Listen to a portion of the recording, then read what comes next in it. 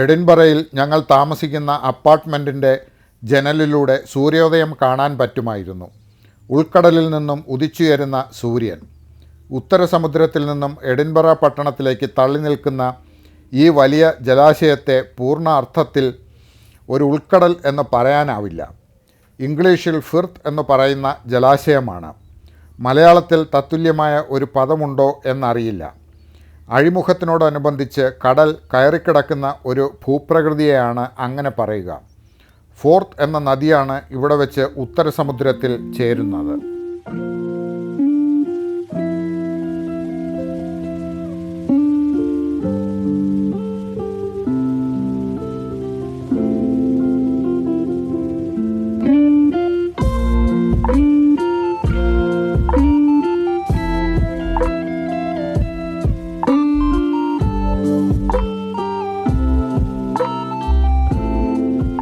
സാവധാനം റെഡിയായി അല്പം വൈകിയാണ് ഞങ്ങൾ എഡിൻബറ പട്ടണത്തിലേക്ക് ഇറങ്ങിയത്. പട്ടണമധ്യത്തിൽ നല്ല ഒരു ബ്രഞ്ച് ഹൗസ് ഉണ്ടെന്ന് പറഞ്ഞ് മാളു ഞങ്ങളെ അവിടേക്ക് കൊണ്ടുപോയി. അവിടെ നിന്നും കഴിച്ചതിന് ശേഷമാണ് ഞങ്ങൾ പട്ടണത്തിലേക്ക് ഇറങ്ങിയത്.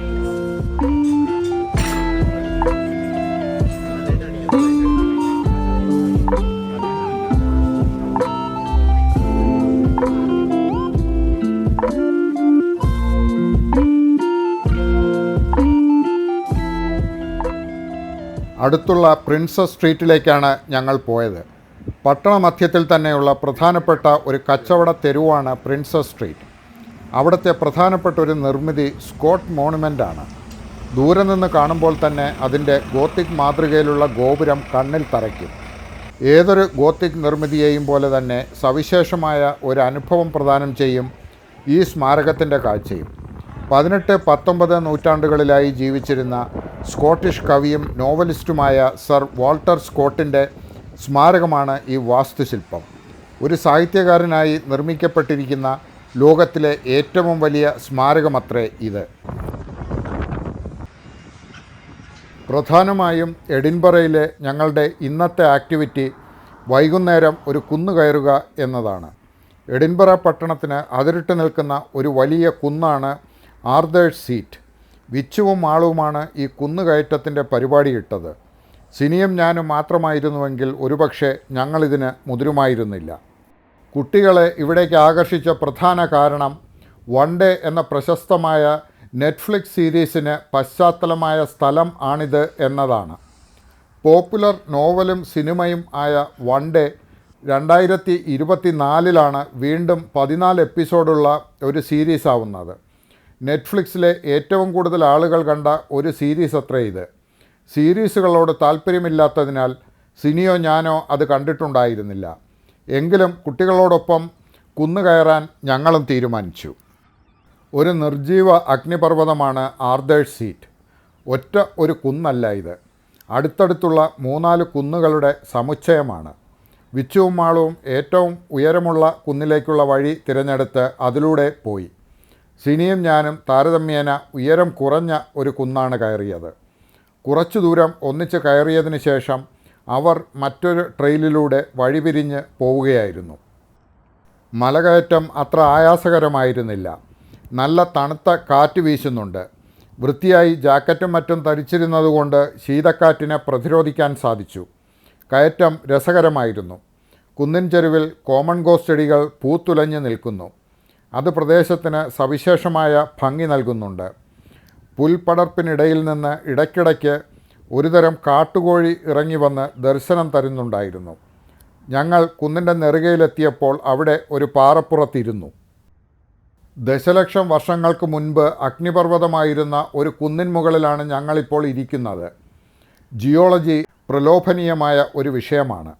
ഒരു സാധാരണ ജനവാസ മേഖലയിൽ നിൽക്കുമ്പോൾ നമ്മൾ അതിനെക്കുറിച്ച് ആലോചിക്കാറില്ല.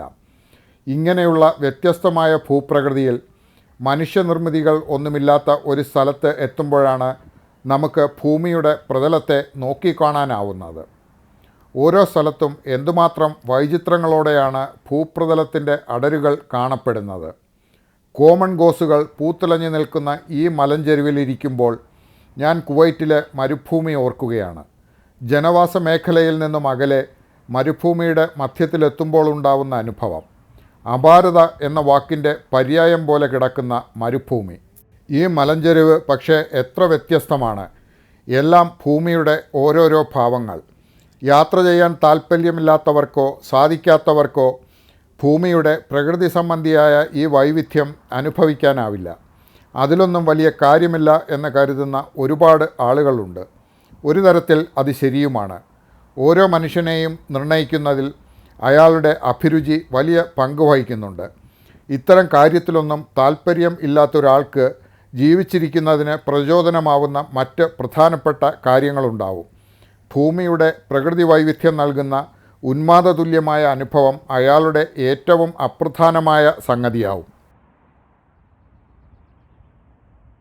അസ്തമയം കാണാനാണ് ഞങ്ങൾ മല കയറിയത്. എഡിൻബറ പട്ടണത്തിന് മുകളിലൂടെ സൂര്യൻ അസ്തമിക്കുകയാണ്.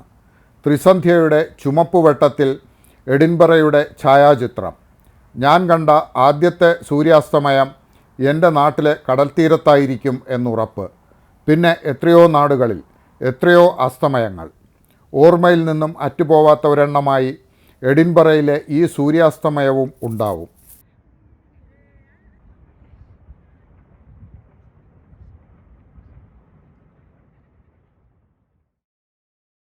അടുത്ത ദിവസം ഞങ്ങൾ മാഞ്ചസ്റ്ററിലേക്ക് പോയി എന്ന് പറയുമ്പോൾ ഞങ്ങൾ ലണ്ടനിലേക്കുള്ള മടക്കയാത്രയിലാണ്.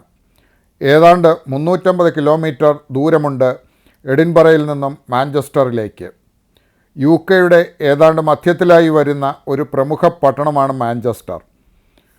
പട്ടണത്തിൽ താമസിക്കുന്ന ജനങ്ങളുടെ എണ്ണമെടുത്താൽ ഇംഗ്ലണ്ടിലെ 4ാമത്തെ വലിയ പട്ടണമാണ് മാഞ്ചസ്റ്റർ. നമുക്ക് മാഞ്ചസ്റ്ററിനെ കൂടുതൽ പരിചയം മാഞ്ചസ്റ്റർ യുണൈറ്റഡ്, മാഞ്ചസ്റ്റർ സിറ്റി എന്നീ ഫുട്ബോൾ ക്ലബ്ബുകളെയും മാഞ്ചസ്റ്റർ സ്റ്റേഡിയത്തെയും പ്രതി ആയിരിക്കും. എന്നാൽ ലോകചരിത്രത്തിൽ അതിനേക്കാൾ പ്രാധാന്യമുള്ള ഒരു പട്ടണമാണ് മാഞ്ചസ്റ്റർ. നമ്മൾ സ്ഥിരമായി കേൾക്കുന്ന ഒരു വാക്കാണ് വ്യാവസായിക വിപ്ലവം എന്നത്. ആധുനിക ലോകത്തിൻ്റെ ഗതി നിർണ്ണയിക്കുന്നതിൽ പ്രധാന പങ്കുവഹിച്ച ഇൻഡസ്ട്രിയൽ റവല്യൂഷൻ ആരംഭിക്കുന്നത് മാഞ്ചസ്റ്ററിൽ നിന്നാണ്. സ്റ്റീം എഞ്ചിൻ്റെ കണ്ടുപിടുത്തമാണ് അതിന് നിദാനമായത്. ലോകത്തിലെ ആദ്യത്തെ ഇൻ്റർസിറ്റി തീവണ്ടി സർവീസ് ആരംഭിക്കുന്നതും മാഞ്ചസ്റ്ററിലാണ്. മാഞ്ചസ്റ്ററിൽ നിന്നും ലിവർപൂളിലേക്ക് 1830-ൽ യാത്രാവണ്ടി ഓടുന്നതോടെയാണ് പുതിയ ഒരു ലോകക്രമം ആരംഭിച്ചത് എന്ന് പറയാം. ഇവിടെ എനിക്കിത് 2 വരിയിൽ പറഞ്ഞു നിർത്താം. എന്നാൽ കൃഷിവല സമൂഹങ്ങളായി മാത്രം കഴിഞ്ഞിരുന്ന മനുഷ്യകുലം ഇന്നത്തെ ആധുനിക മനുഷ്യനായി മാറുന്നതിലേക്കുള്ള കുതിച്ചുചാട്ടം നടത്തിയ പട്ടണത്തിലാണ് ഞങ്ങളിപ്പോൾ നിൽക്കുന്നത്. മാഞ്ചസ്റ്റർ വ്യത്യസ്തമായൊരു പട്ടണമായാണ് അനുഭവപ്പെട്ടത്. ഇംഗ്ലണ്ടിലെ പല പട്ടണങ്ങൾക്കും ഒരു സങ്കര സ്വഭാവമുണ്ട്. വലിയ പട്ടണമായ ലണ്ടനിൽ നമുക്കത് അനുഭവിക്കാം. മകൾ ജീവിക്കുന്ന ഇടത്തരം പട്ടണമായ കൊവൻട്രിയിലും അത് കാണാൻ സാധിക്കുമായിരുന്നു. എന്നാൽ മാഞ്ചസ്റ്ററിലൂടെ നടക്കുമ്പോൾ എന്തുതരം വിശേഷണമാണ് ഈ പട്ടണത്തിന് നൽകേണ്ടത് എന്ന് സംശയമാവും. മറ്റൊരു തരത്തിൽ നോക്കിയാൽ ഒരു വലിയ പട്ടണത്തെ ഒറ്റ വരിയിൽ വരുന്ന ഒരു നിർവചനത്തിൽ ഒതുക്കാൻ ശ്രമിക്കുന്നത് തന്നെ അസംബന്ധമാണ്. മാഞ്ചസ്റ്റർ പട്ടണത്തിലൂടെ നടക്കുമ്പോൾ പെട്ടെന്ന് ശ്രദ്ധയിൽപ്പെടുക ട്രാമുകളുടെ ബാഹുല്യമാണ്. ലണ്ടനിൽ ട്രാമുകൾ കണ്ടിരുന്നില്ല. ട്രാമുകളുണ്ടെങ്കിലും ബസ്സുകൾ തന്നെയാണ് ഇവിടത്തെയും പൊതുഗതാഗത സംവിധാനത്തിൽ പ്രധാനം എന്ന് കാണാം. കൂടുതലും മഞ്ഞ നിറത്തിലുള്ള ഡബിൾ ഡെക്കർ ബസ്സുകൾ. ലണ്ടനിൽ ചുമപ്പ് നിറത്തിലുള്ള ബസ്സുകളായിരുന്നു കൂടുതലും. അതിനാണ് ഭംഗി കൂടുതൽ. വിച്ചുവും മാളവും മാഞ്ചസ്റ്റർ സ്റ്റേഡിയം കാണാൻ പോയപ്പോൾ സിനിയും ഞാനും മീഡിയ സിറ്റി ഭാഗത്തേക്ക് പോയി. മാഞ്ചസ്റ്ററിലെ ഒരു പ്രധാന ജലപാതയായ ഷിപ്പ് കനാലിൻ്റെ തീരത്തുള്ള ആധുനികമായ ഒരു പ്രദേശമാണ് മീഡിയ സിറ്റി. BBC പോലുള്ള പല മാധ്യമങ്ങളുടെയും ഓഫീസുകൾ ഇവിടെ പ്രവർത്തിക്കുന്നുണ്ട്. എന്നാലും എന്നെ ഇവിടേക്ക് പ്രധാനമായും ആകർഷിച്ചത് ഷിപ്പ് കനാൽ എന്ന ജലപാതയായിരിക്കും. കടലുമായി നേരിട്ട് ബന്ധമില്ലാതിരുന്ന വ്യവസായ നഗരമായ മാഞ്ചസ്റ്ററിലേക്ക് കപ്പലുകൾക്ക് കടന്നു വരാൻ നിർമ്മിച്ച ഒരു കനാലാണ് ഇത്. ഒരു വലിയ നദി പോലെ കനാൽ കാണപ്പെടുന്നു. ഏതാണ്ട് 60 കിലോമീറ്റർ നീളമുണ്ട് ഈ കനാലിന്. ഐറിഷ് കടലിൽ നിന്നും മാഞ്ചസ്റ്റർ പട്ടണത്തിലേക്ക് 1894-ലാണ് ബൃഹത്തായ ഈ നിർമ്മാണം നടക്കുന്നത്. പക്ഷേ ഈ അസാധാരണ നിർമ്മാണത്തിൽ എനിക്ക് വലിയ അത്ഭുതം തോന്നുന്നില്ല. ഈ നിർമ്മാണം നടക്കുന്നതിനും ഏതാണ്ട് 50 വർഷം മുൻപ് തന്നെ തിരുവിതാംകൂർ ദിവാനായിരുന്ന മൺട്രോ സാഹിബിൻ്റെ ആശയത്തിലൂടെ തിരുവനന്തപുരം ജില്ലയിൽ അതിബൃഹത്തായ ഒരു കനാൽ നിർമ്മാണം നടന്നിരുന്നു, പാർവതി പുത്തനാർ. കോളനികളിൽ ഇത്തരം നിർമ്മാണം നടത്താൻ മുൻകൈയെടുത്ത ബ്രിട്ടീഷുകാർ അവരുടെ സ്വന്തം നാട്ടിൽ അങ്ങനെ ചെയ്തതിൽ ആശ്ചര്യപ്പെടാനില്ലല്ലോ. പാർവതി പുത്തനാർ എൻ്റെ വീടിൻ്റെ പിന്നാമ്പുറത്തു കൂടിയാണ് ഒഴുകുന്നത്. ആ കനാലിൻ്റെ മറുകരയിൽ എന്താവും എന്ന കുട്ടിക്കാല കൗതുകത്തിൽ നിന്നാണ് എൻ്റെ യാത്രാമോഹം ആരംഭിക്കുന്നത് എന്ന് പറയാം. മാളുവിൻ്റെ സ്കൂൾ കാലത്ത് നിന്നുള്ള ഒരു കൂട്ടുകാരിയായ അനീഷ മാഞ്ചസ്റ്ററിൽ താമസിക്കുന്നുണ്ട്. കുവൈറ്റിൽ വച്ച് തന്നെ വളരെ വർഷങ്ങളായി ഞങ്ങൾക്ക് അറിയുന്ന കുട്ടിയാണ്. അവരെ വീണ്ടും ഇവിടെ വെച്ച് കാണാനായതിൽ സന്തോഷം തോന്നി. ആ വൈകുന്നേരം കുറച്ചു നേരം അനീഷയോടൊപ്പം പങ്കിട്ടു.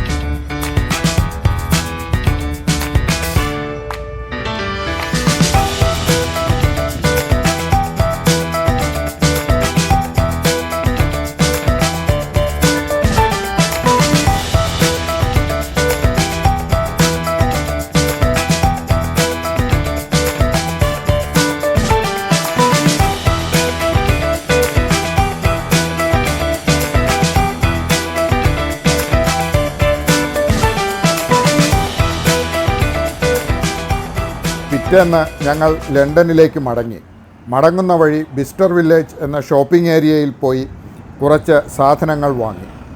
ലണ്ടൻ പ്രാന്തദേശത്തുള്ള ക്രോയ്ഡണിലെത്തി ചേട്ടനോടൊപ്പം 2 ദിവസം താമസിച്ചു. അതിനുശേഷം വിച്ചു അവൻ്റെ ജോലിസ്ഥലമായ ചെന്നൈയിലേക്കും മാളു കൊവൻട്രിയിലേക്കും ഞങ്ങൾ കുവൈറ്റിലേക്കും മടങ്ങി. അതോടുകൂടി 20 ദിവസത്തിലധികം നീണ്ട ഞങ്ങളുടെ ഈ UK യാത്ര അവസാനിച്ചു. ഒരു യാത്രയുടെ അവസാനം എപ്പോഴും മറ്റൊരു യാത്രയുടെ മോഹം ബാക്കി വയ്ക്കുന്നു.